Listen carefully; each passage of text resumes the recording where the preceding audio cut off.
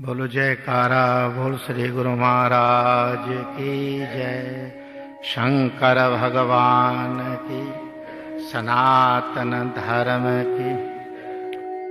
ओम विश्वान देवा सवितुर्दुरितानि पराशुवः यद्भद्रं तन्नाशुवः। ओम शांति शांति शांति।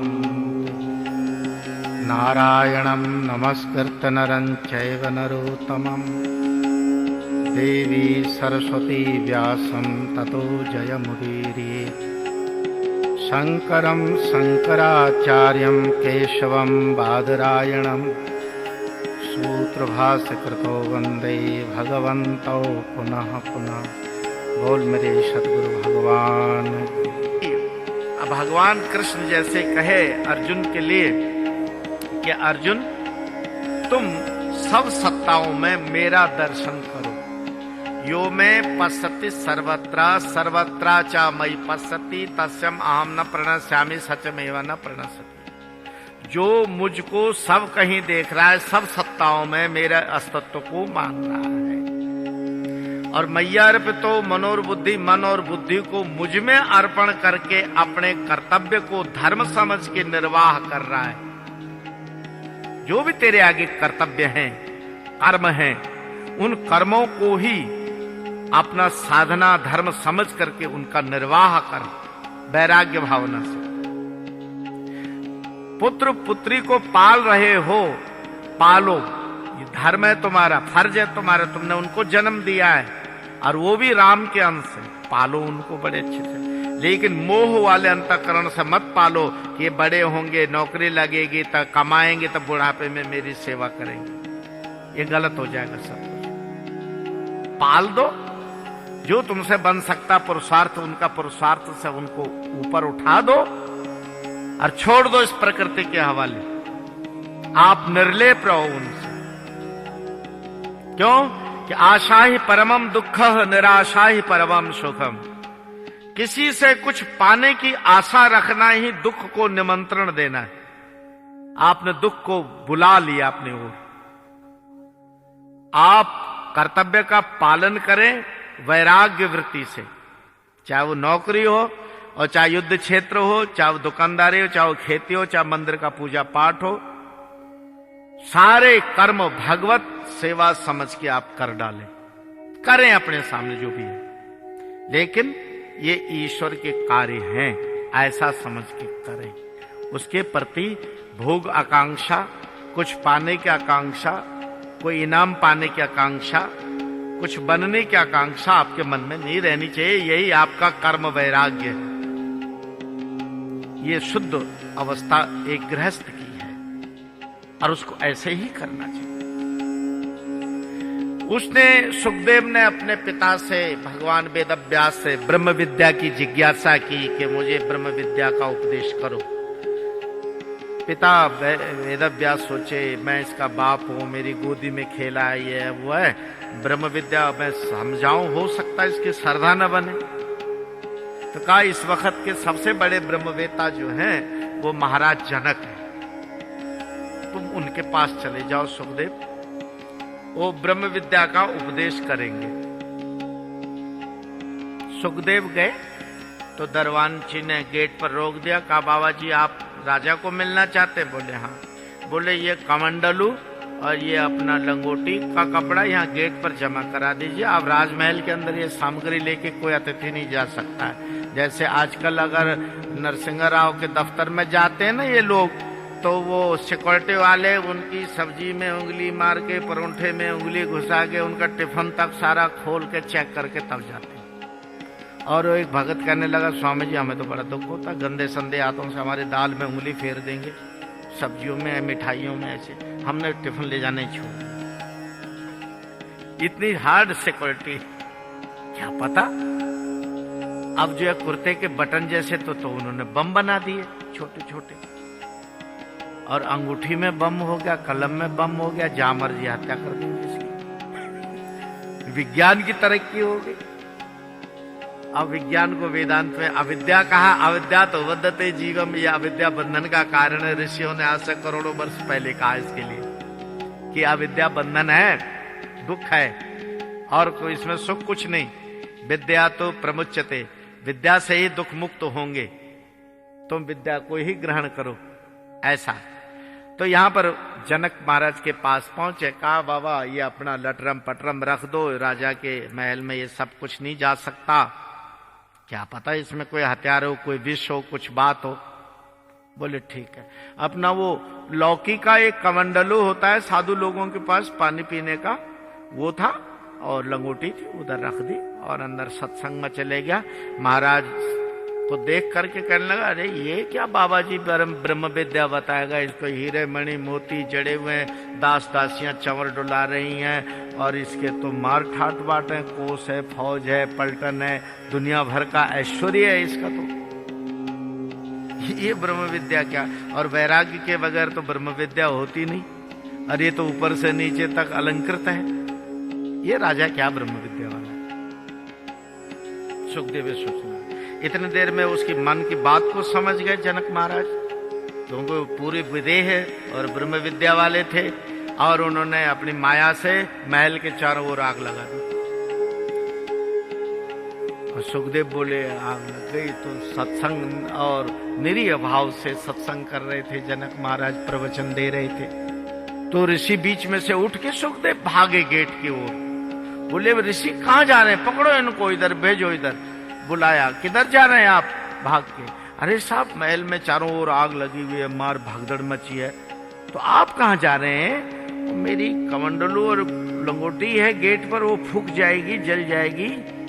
अरे महाराज हमारा तो सारा महल ही जल रहा है, पुत्र स्त्री परिवार सब कुछ जल रहा है, हम तो जा ही नहीं रहे, सत्संग में बैठे हुए आराम से, सब ऋषि बैठे आराम से बैठे, सब सुन रहे, किसी का मन इधर उधर नहीं गया, आप ही क्यों भाग भाग जा रहे हैं?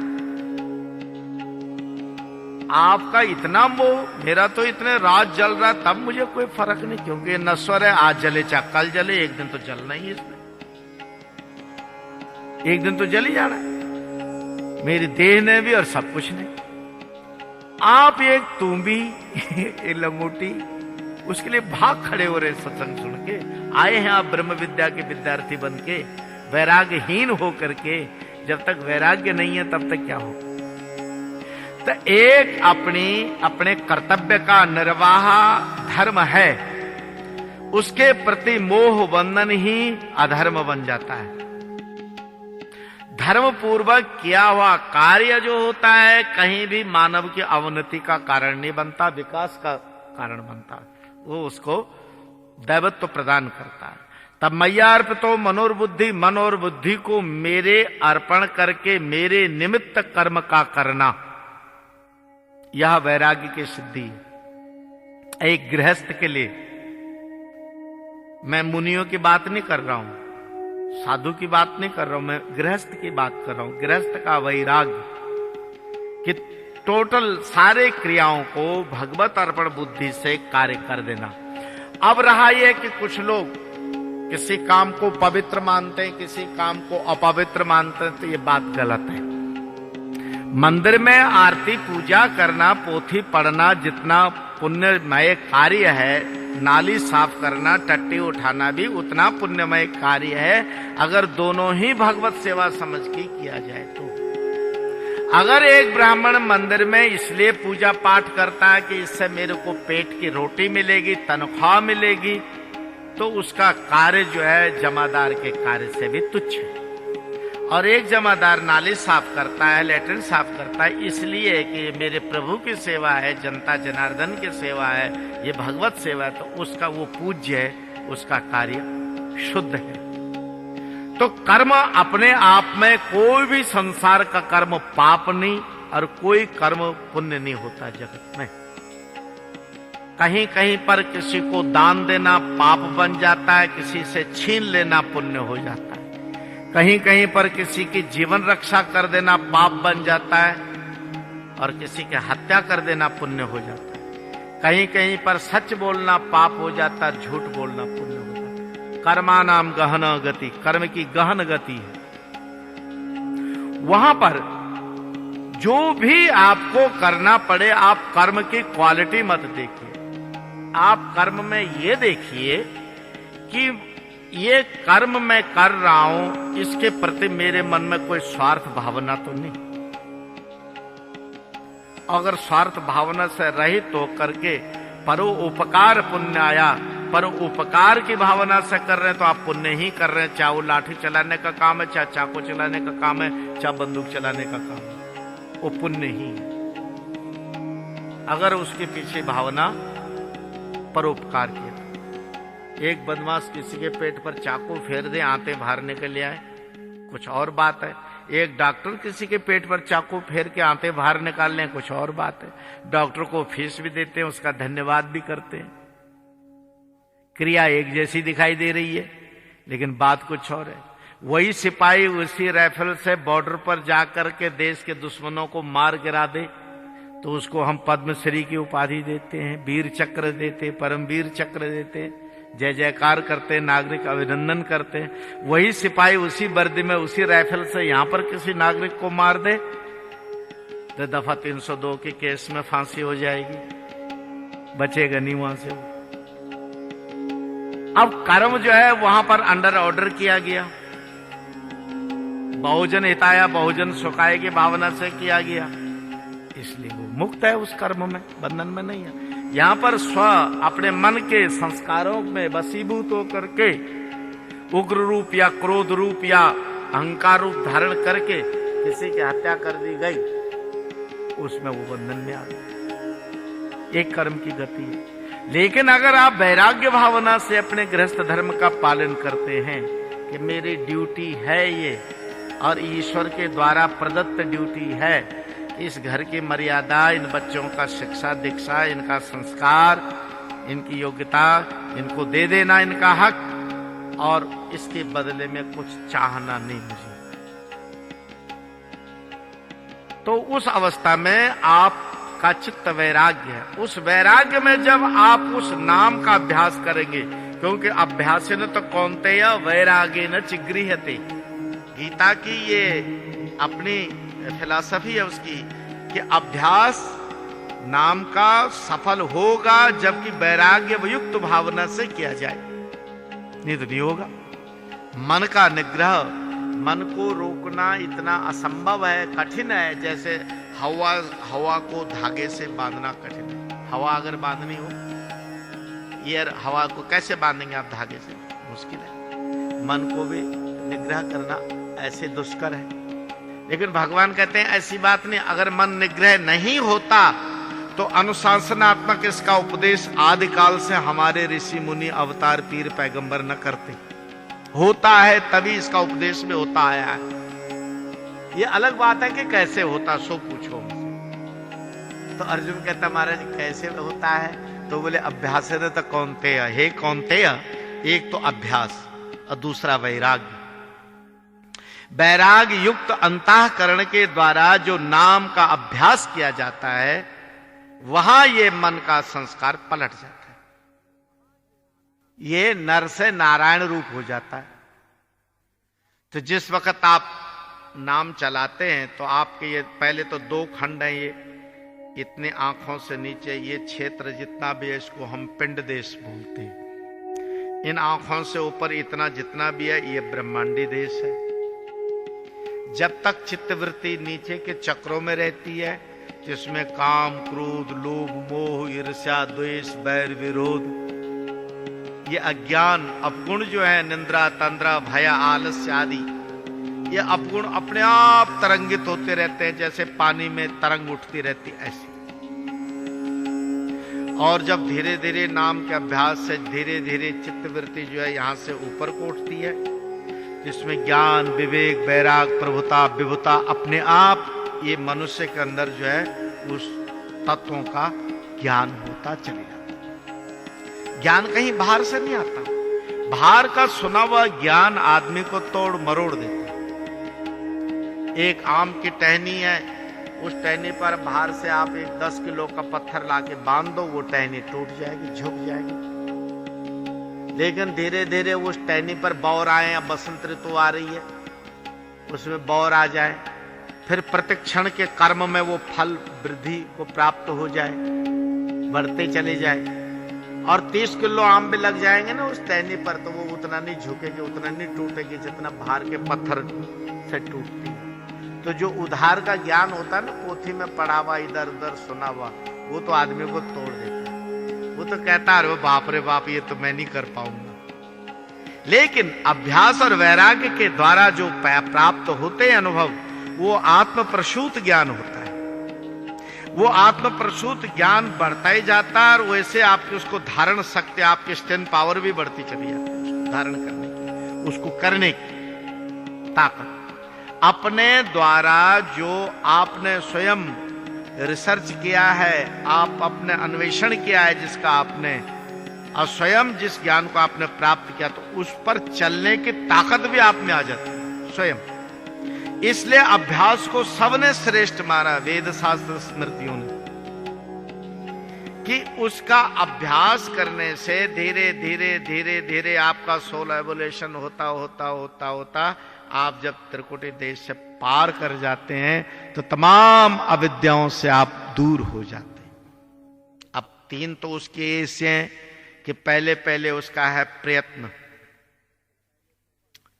प्रयत्न पूर्वक अपने मन को ठीक ठाक करके, आसन ठीक ठाक करके आप जप करें, ये प्रयत्न पूर्वक बातें हैं। एक अवस्था उसकी ऐसी आती है कि स्थान भेद से वो गतिमान होता है। वही नाम कभी आपको मूलाधार चक्र से, मणिपुर चक्र से, स्वादिष्ठान चक्र से, अंगूठे से, पाताल चक्र से, पीठ के पीछे सुषुम्ना के अंदर से, अनेक जगह से वो स्थान बदलता हुआ महसूस होगा। और तीसरा उसका है अवसान। अवसान का अर्थ होता है मृत्यु। जिस तरह आप मेरी बातें सुन रहे हैं, लेकिन बीच में किसी सज्जन को नींद आने लग जाए और वो ऊँगने लग जाए, तो ऊँगता ऊँगता ऊँगता एक क्षण को स्वप्न लोक में चले जाता, फिर जाग जाता, फिर मेरी बात सुनने लगता। हिचकोले खाता जागृत और उसके सुषुप्ति के बीच में। तो अवसान भी यही है कि नाम आपको ले जाता और एकदम ऐसे पॉइंट पर ले जाता कि आप फीलिंग लेस हो जाते हैं, देह ध्यास से परे हो जाते हैं, आपको कोई फीलिंग नहीं रहती जगत। जिस वक्त वो बिंदु आता है कि फीलिंग लेस हो जाना, देह ध्यास से परे हो जाना, उस वक्त न सूर्य है, न चंद्रमा है, न पवन है, न पानी है, न पृथ्वी है, न तू है, न मैं हूं। द्वैत का कुछ रहता है नहीं। वास्तविक जो सत्य है वो एक होता है। वो उसको सापेक्ष अवस्था कहते हैं, ब्रह्म सापेक्ष अवस्था। अभी जगत सापेक्ष अवस्था है हमारे मन की। इसलिए ये सारा सामग्री हमने उम्र भर इस मन के लिए जुटाई, लेकिन आज भी ये मन सुखी नहीं है कि रमते न मरालस्य मानसम मानसम बिना। इस मान सरोवर के हंस को तब तक किसी तालाब में, किसी कमल के फूल में, किसी चिड़िया के साथ चैन नहीं, सुख नहीं, जब तक ये वास्तविक अपने देश में न पहुंच जाए, जिस देश से ये हंस उतरा है। कबीर जी ने बहुत अच्छा कहा, वो निरता से सुरता गढ़ी, चितबुद्ध चेतन आनी, प्रकृति प्रगति भई, सुक्रिया कर्म करानी, पंच तत्व की बाटिका सुआ जीव सैलानी, भूल भुलावा काल है मन भौरा भरमानी, नाम जपे अमृत पिए, कहत कहत समुझानी, कहे कबीरा समरत सोई, जो उल्टो सुन्न समानी। उस देश को वापस पहुंचना जहां से हम इस मृतलोक में आए हैं। और मृतलोक कैसा है कि कोई जेल में जाके यह आशा करे कि वहां मेरी इज्जत होगी, मुझे सुख होगा, मुझे ऐश्वर्यवान होऊंगा, या मेरा कोई बात बनेगी, तो ये तो कर्मों की भोग भोगने के लिए संसार के कैद में हम आए हैं। हाँ, हम में और अवतारी पुरुषों में थोड़ा अंतर है। जैसे जेलर साहब के घर में पूछो कि जेलर साहब कहाँ गए, तो वो घर वाले कहते हैं साहब तो जेल गए। और चोर वालों के घर से पूछो कि भाई चोर कहाँ गया, तो वो कहते वो भी जेल में गया। तो चोर का जेल में जाना और जेलर सुपरिंटेंडेंट का जाना अलग अलग माने रखता है। चोर अपने कर्म के दंड को भोगने के लिए भेजा गया है और जेलर अपने आप वहां पर अनुशासन कायम करने के लिए, व्यवस्था कायम करने के लिए गया।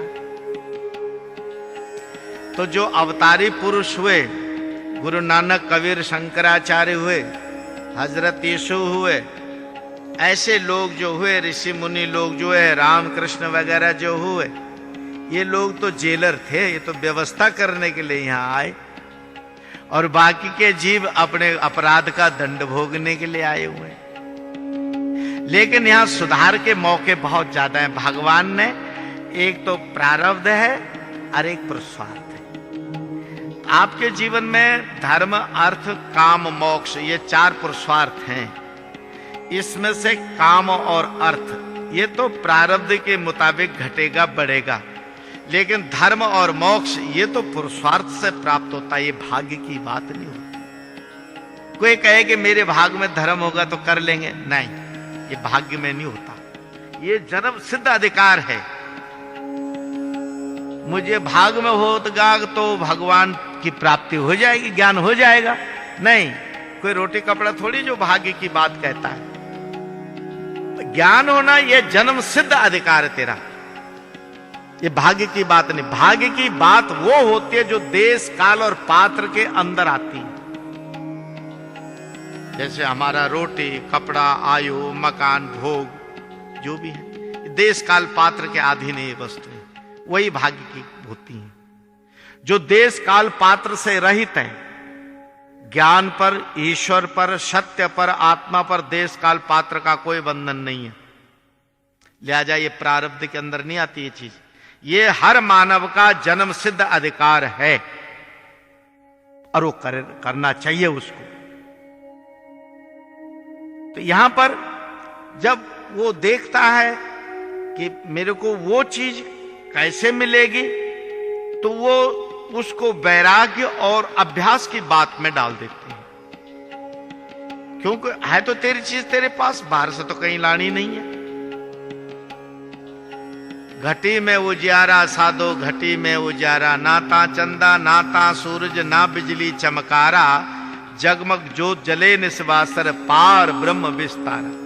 ये तो मोटी बाणी में कबीर जी ने गांव गांव, गली गली कही, लेकिन उपनिषदों में इसका वर्णन है।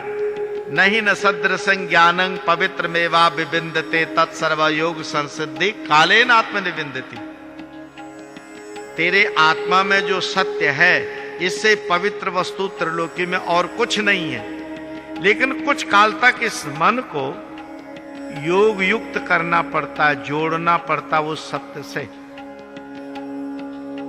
जजाग्रतो दूर मुदैत देवंता, दुसुप्त संत थे वैतु दुर्गम मन ज्योतिखा ज्योतिरिके तन्मय मन शिव संकल्पमस्तु। ये यजुर्वेद के प्रथम अध्याय का मंत्र है और वो कहता है, इसमें भगवान की वाणी है ये। वो कहते हैं कि तुम्हारा ये मन अत्यंत दुर्धर्ष, दुर्गम, दुरत्य है। क्षण में सूर्य के पृष्ठभाग में विराट के पल्ली ओर जाने वाला, इतने द्रुत गति वाला, अत्यंत दूर और अत्यंत नजदीक, इतना कि तेरा अपना स्वरूप है। जागृत, सुषुप्त, स्वप्न, इन तीनों अवस्थाओं का साक्षी है। तुरीय अवस्था में मन बुद्धि मर जाती है, तुरीय अवस्था में मन बुद्धि जिंदी नहीं रहती। इसलिए कबीर जी ने कहा, सुरत मरे शब्द मरे, अनहद भी मर जाए, सुरत समाने सुन्न में ताको काल न खाए। ये जप करना और जप की क्रिया, कर्म और कर्ता, ज्ञेय और ज्ञाता, ये तीन ही अवस्थाओं में नीचे नीचे इनका कुछ मूल्य है तो है। तुरीय में जाने पर न कोई ज्ञेय है, न कोई ज्ञाता है, न कोई परत्व है, न अपरत्व है। वहां दोनों एक चीज हो जाती है। सर डॉक्टर राधा कृष्णन ने फिलॉसफी ऑफ इंडिया जो लिखी अपनी, उसके पहले वॉल्यूम में उन्होंने इस विषय को सिद्ध किया है कि ब्रह्म ज्ञान में परत्व, अपरत्व, प्रमेय और अप्रमेय का भाव नहीं। ये अक्षपाद गौतम के मत को उन्होंने बहुत अच्छे से दर्शाया है। और मैं तो अपने मन से ये मानता हूं कि इस युग में हमारे भारत के, हमारे देश के, हम आर्यों के, हम हिंदुओं के इतने बड़े भाग्य थे कि ऐसे अद्वितीय ऋषि भी इस युग में हमारे साथ थे। लेकिन हम लोग तो पहचानते नहीं। हमारी गलत आदत है कि जब चीज हाथ से निकल जाती तब पछताते। और मेरा कुछ ऐसा सौभाग्य रहा कि आचार्य चंद्रशेखर परमाचार्य जो अभी समाधि ले लिए हैं, उनके साथ लगभग लगातार 13 महीना 1949 में मैं उनके संपर्क में कंप्लीट रहा और उनके चरणों की सेवा करी। और बहुत नजदीकी तौर पर वो मुझे निज बच्चा समझ के और सदुपदेश किया करते थे। तो इसी तरह सर्वपल्ली राधाकृष्णन साहब के साथ भी बीएचयू में जब विद्यार्थी था तो मेरा बहुत घनिष्ठ संबंध, आना जाना मिलना और उनसे थोड़ी सी बात करनी। वो हिंदी तो नहीं बोल पाते थे, संस्कृत में बोलते थे या इंग्लिश में बोलते थे। तो ये उपनिषदों संबंधित और हिंदू फिलॉसफी से संबंधित जो कुछ ऐसे पेच जो हमारी समझ में नहीं आए और नहीं हमारा मन अगर उनके सूत्रों को सुलझावे देता था, तो हम चाहते थे कि कोई बुजुर्ग अथॉरिटी अपनी इसको मोहर लगा दे कि हाँ तुमने ठीक सोचा और ये बात ठीक है। तो एक बार ऐसे ही हम उनसे मिले तो इसी विषय पर बातचीत हुई कि आपने अपने पुस्तक में अक्षपाद गौतम की बात रखी ऐसी, तो क्या आप ये समझते हैं कि परत्व अपरत्व का मतलब ये है ये चीज मुझसे कुछ परे है, और एक अवस्था ऐसी जिसमें हम ये नहीं कह सके कि ये चीज मुझसे परे, अद्वैत एक रस अवस्था। और परमाता और परमेय ये दूसरा सिद्धांत है कि प्रमाता मैं, परमाता और परमेय जो वस्तु को मैं जान रहा हूं, ये घड़ी है, ये परमेय है, मैं इसको समझता हूं इसलिए मैं परमाता हूं। तो शुद्ध ज्ञान होने पर परमेय और परमाता ये द्वैत मिट जाता, जब उस अवस्था को अद्वैत अवस्था कहते हैं। अद्वैत, ज्ञेय और ज्ञाता, ध्येय और ध्याता, ये विषय जहां पर खत्म हो जाते हैं वो अद्वैत अवस्था है। तो वेदांत ने जिस विषय को ऐसा कहा केवल नाम की कमाई से बिना वेदांत पढ़े, वो पहले कहा कबीर ने और नानक ने कि तन थिर मन थिर बचन स्थिर सुरत शब्द थिर होय, कह नानक तिस पलक को कल्पना व्यापे को। सीधी सी बात उन्होंने अद्वैत की बात ऐसी कह दी, कबीर जी ने वैसी कह दी। तो अब नाम जो साधना राजयोग की बताई गई हमने कि नाम की जब अवसान अवस्था आ जाए, शुद्ध अवस्था, तो उस अवस्था में वो आपको उस देश में पहुंचाता है जहां यदवाचो निवर्तन्ते तद्धाम परमम मम। कृष्ण जो कह रहे हैं अर्जुन, जहां मन, बुद्धि, चित्त, संस्कार सब स्थगित हो जाते हैं, इनकी पहुंच नहीं वहां, तो वहां धाम है मेरा।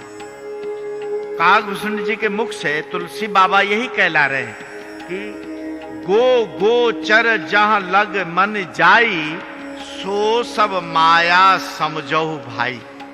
गो माने बुद्धि, गोचर दृष्टि, मन की दृष्टि, चित्त की दृष्टि, भौतिक दृष्टि जहां तक जाती है, बुद्धि की भी दौड़ जहां तक है, चित्त मन की दौड़ जहां तक है, वहां तक सब मायावाद है। सत्य इन सब की सीमाओं को लांघ के आगे, जहां पर तू और मैं का भेद नहीं रह जाता। मैं तो तोर तय माया, जहां मैं और तू, परत्व अपरत्व, गुरुत्व और लघुत्व, परमाता और परमेय। गुरुत्व लघुत्व का मतलब होता है छोटा और बड़ा। तो इन सब भावों से परे हो जाना। इसी तरह से सांख्य में कपिल मुनि जी ने माता को जब सांख्य फिलॉसफी का उपदेश किया, तो उसमें उन्होंने कहा कि मां इन अपने चतुर्विंशति 24 गुणों की प्रकृति जो है, इससे आत्मा का पराव होना, अलग होना, और जन्म प्रवृत्ति दोष जो है, प्रवृत्ति चित्त में जब तक बनी हुई है कुछ पाने की, कुछ समझने की, कुछ देखने की, कुछ खाने की, कुछ बनने की, तब तक जन्म का दोष रोका नहीं जा सकता सृष्टि में, क्योंकि प्रवृत्ति है मन में कुछ पाने की। तो शरीर धारण करोगे तभी तो पाओगे। अब ये जरूरी तो नहीं कि आपको मानव शरीर ही होगा या कुछ होगा। इसलिए प्रवृत्ति दोष मन का ये दूर हो जाए, इसको वैराग्य, सांख्य की दृष्टि में ये वैराग्य है। और इस दोष को रहते जन्म मृत्यु जरा व्याधि ये आवश्यक है।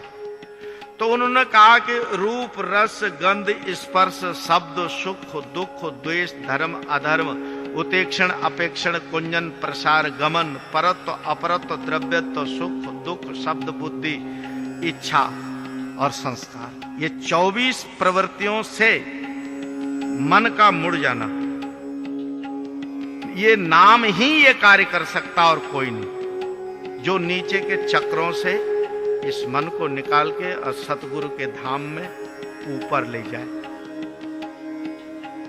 अब सांख्य के मुताबिक वैसा है। कबीर भी कहता है छोटी सी नगरिया या में 5 किसान, 5 किसान और 10 पटवारी एक बनो दीवान, और 3 पांचन की 24 घरवारी, 3 पांचन की 25 घरवारी नित उठ मांगे पान, सुनो वे साधु छोटी सी नगरिया ये 5 किसान। तो हमारे अंदर जो ये पंच ज्ञानेंद्रियां और कर्मेंद्रियां हैं ये किसान हैं। गुरु नानक देव जी ने कर्मा संदना खेत कहा, आपे बीजे आपे खाए नानक हुक्मे आए जाए। ये कर्म की जो प्रवृत्ति है ये आवागमन जरूर रखती है। इस कर्म में, कर्म अपने आप में जन्म दुख सुख देने में समर्थ नहीं है। कर्म में जो आपकी चित्त की भावना है वो भावना ही आपको प्रवृत्ति दोष में डालती है। तो क्यों ना हम कर्म तो करना हर हालत में, तो जरा भाव से ही कर लें। अब आपके घर में कोई अतिथि आ गया और जरूरी है कि आपके 5 मिनट भी लेगा ही हो, और जरूरी है कि आप पानी भी पूछेंगे, आपका ड्राइंग रूम में भी बैठेगा, हो सकता है कि सिगरेट पी के वहां गंदा भी कर दे, और आप चाय भी उसको पेश करेंगे। तो जब ये सब आप करेंगे ही तो जरा प्रसन्न दिल से करिए, शिष्टाचार के अंदर करिए, प्यार से करिए। अब आप कहें यार कहां मेरा टाइम, दिमाग खाने को आ गया, ये बैठ गया, इसको चाय पूछो, पानी पूछो, रोटी पूछो। पूछनी तो जब तुझे है ही तो जरा ढंग से पूछ, जरा प्यार से पूछ। उस कर्म को बुरा मत बना। ये चित्त का अवैराग्य जो चित्त है उस कर्म को बुरा कर देता है। जब ये तुझे मालूम है कि ड्यूटी तेरी है, तेरी प्रारब्ध का खेल है ये सुख दुख, ये तूने करना है, तूने भोगना है, तो जरा हंस के कर उसको, अच्छे ढंग से पेश कर दे उसको। इसीलिए तो कहते हैं कि सिद्ध साधे सता मस्तु सत्यम शिवम सुंदरम, ये कला शास्त्र का माटो है, आदर्श शब्द है उसका। जब मनुष्य का मन सौंदर्य में चले जाता है, ईश्वरीय सौंदर्य में, तो कोई वस्तु उसके लिए जगत में कुरूप नहीं रहती या बुरी नहीं रहती या उसके लिए विष नहीं। इसलिए सर्प लिपटे हुए शिव के ऊपर, लेकिन उसको विष का असर नहीं है। शिव के घर में परम सौंदर्य है, क्योंकि सौंदर्य नृत्य और गीत शास्त्र का उद्गाता शिव है। जितना भी वाणी का अधिकार है शिव के बारे में कहा जाता है कि नृत्यावसानो नटराज राजो ननाद ढक्काम नवपंच वारम उद्धर्त कामा सनकाद सिद्धा ने तद विमर्शे शिव सूत्र जालम। जो जितने 28 भाषाओं का जो 8 व्याकरण शास्त्र हैं 14 सूत्रों के आधार पर रचे, लेकिन नटराज राज ने केवल 14 बार डमरू बजा करके और शब्द से उत्पत्ति करी। तो नाम भी यही चीज है, पहले स्वर है और फिर शब्द है। शब्द और स्वर में अंतर है, ये तो आप जानते होंगे कि निर्गुण और सगुण ध्वनि जो है, सगुण ध्वनि को शब्द कहते हैं, निर्गुण ध्वनि को स्वर कहते हैं। निर्गुण ध्वनि जिसका कोई वो तो अर्थ तो ना निकले, लेकिन भावों को उद्रेक कर दे, जैसे शंख की ध्वनि और गंभीर नगाड़े की ध्वनि। अगर आपका मन कुछ देर इन ध्वनियों में ठहरे तो आपके विशिष्ट खास स्थान पर कुछ गुदगुदी, कुछ हलचल होने लगती है। जैसे नगाड़े के गंभीर ध्वनि से गुदा चक्र में जो है हलचल होती है।